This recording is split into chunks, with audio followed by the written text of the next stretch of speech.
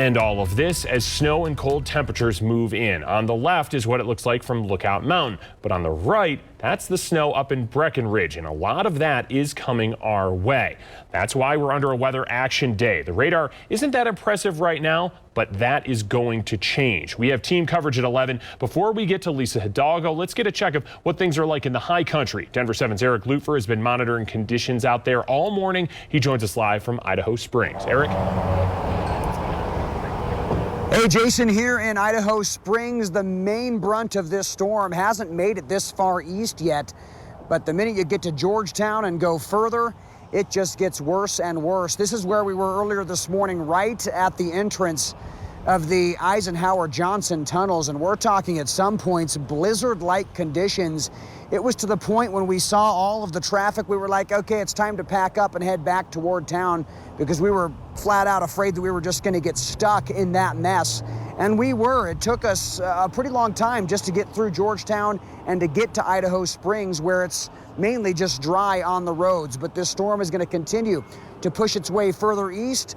We're going to see some snow on the plains in the metro area, some much needed snow, and it's been amazing to see just the amount of snow the mountains have seen over the past few weeks, something that was definitely needed. I'm in Idaho Springs. Back to you.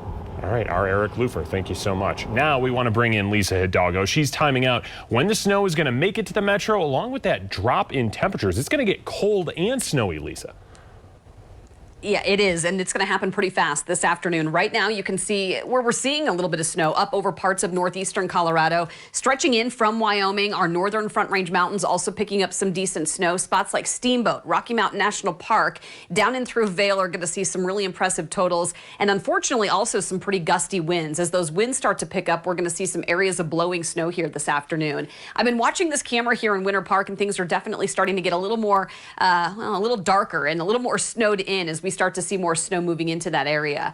Here in town, we're going to stay dry through lunch. We're hitting highs this afternoon, right around freezing, but look at how fast those temperatures tumble. We'll be down into the teens by about 6 o'clock. Snow will likely start to develop here in town by mid-afternoon, and it looks like for the commute, we're going to see some pretty slick conditions with around 1 to 3 inches by early tomorrow morning. We'll take a closer look at some of those snowfall totals, plus I'll detail these alerts that are going into effect and where we're going to see some of the heaviest snow along the Front Range coming up. But Jason, in just a few minutes. All right, Lisa, thank you. That map expected to get quite colorful this afternoon and evening. And you can follow the forecast anytime by downloading our free Denver 7 Plus app. We have interactive radar, a 10-day forecast, and a 24/7 weather live stream. You can find it on your Roku, Amazon Fire, Apple TV, or Android device.